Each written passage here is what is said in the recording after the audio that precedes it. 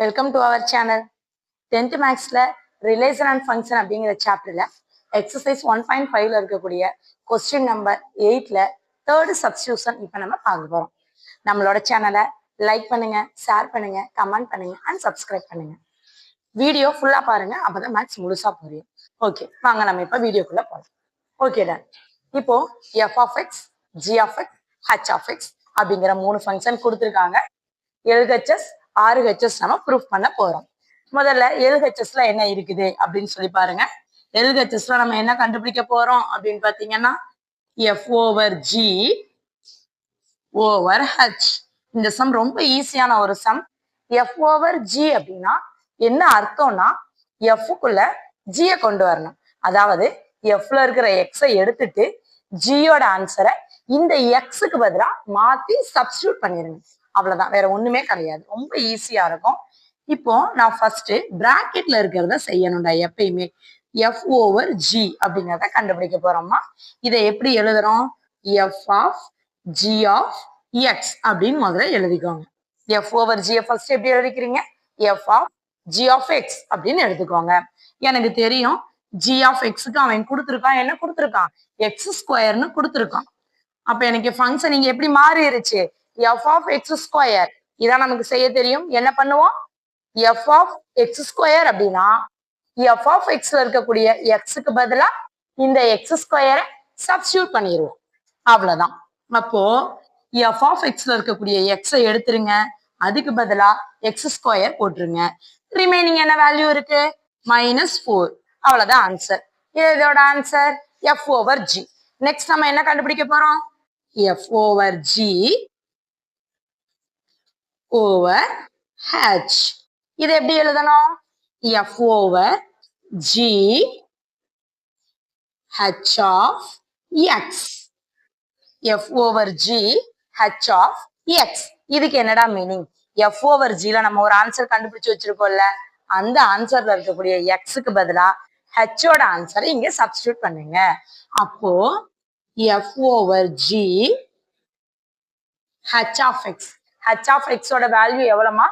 3x -5. H of எக்ஸோட value எவ்வளவுமா? 3x -5. இந்த 3x -5 எஃப் ஓவர் ஜில நம்ம கண்டுபிடிச்ச எக்ஸுக்கு பதிலா சப்ஸ்டியூட் பண்ணுங்க. எக்ஸை எடுத்துட்டு எக்ஸுக்கு பதிலா இந்த 3x -5 அங்க போட்டு, அவ்வளவுதான். அப்போ 3x -5 ஹோல் ஸ்கொயர். எக்ஸ் ஸ்கொயர்மா, எக்ஸுக்கு பதிலா 3x -5 ஹோல் ஸ்கொயர்னு போட்டாச்சு. -4. அவ்வளவுதான். இதுதான் நம்மளோட F over g over H. இதுக்கு கிடைச்ச ஆன்சர். இது ஆன்சர் நம்பர் 1, அதாவது எல்ஹெச்எஸ் சைடோட ஆன்சர். நெக்ஸ்ட் நம்ம எது செய்யணும்? ஆர்ஹெச்எஸ். ஆர்ஹெச்எஸ்ல என்ன கொஸ்டின் கேட்டிருக்காங்க? RHS F over g over H. F over g over H. எப்பயுமே பிராக்கெட்ல இருக்கிறத தான் நம்ம ஃபர்ஸ்ட் செய்வோம். ஸோ அந்த கான்செப்ட் படி ஃபர்ஸ்ட் ஜி ஓவர் ஹெச். இதை நம்ம எப்படி எழுதணும்? முதல்ல g of h of X.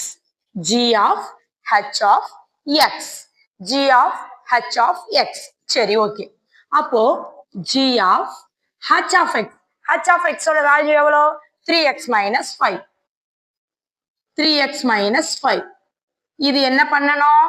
ஜில இருக்கக்கூடிய எக்ஸுக்கு பதிலா 3x -5 அப்ளை பண்ணிருங்க. ஜி ஆஃப் எக்ஸ்ல இருக்கிற எக்ஸுக்கு பதிலா 3x -5 அப்ளை பண்ணிருங்க. ஜி ஆஃப் எக்ஸ் என்னதுராமா? X square. இந்த எக்ஸ் ஸ்கொயருக்கு பதிலா அந்த 3x -5 இங்க கொண்டு வந்து எழுதுங்க. அவ்வளவுதான். அப்ப என்ன கிடைக்கும்? 3x -5 ஹோல் ஸ்கொயர் அப்படின்னு கிடைச்சிடும். எக்ஸுக்கு பதிலா 3x -5 அப்ளை பண்ணிருங்க. அவ்வளவுதான். நெக்ஸ்ட் என்ன செய்யணும்? F over g over H. இதை தான் நம்ம கண்டுபிடிக்க போறோம். அப்ப என்ன பண்ணுவீங்க? எஃப் ஆஃப் ஜி ஓவர் ஹெச்க்கு நம்ம என்னோட ஆன்சர் கண்டுபிடிச்சு வச்சிருக்கோம்? 3x -5 whole square. ஸோ இதான் நம்மளோட ஆன்சர். இப்ப இதுக்கு என்ன மீனிங்? எஃப்ல இருக்கக்கூடிய எக்ஸுக்கு பதிலா இந்த ஆன்சரை சப்ஸ்டியூட் பண்ணுங்க. முதல்ல f of x என்னது?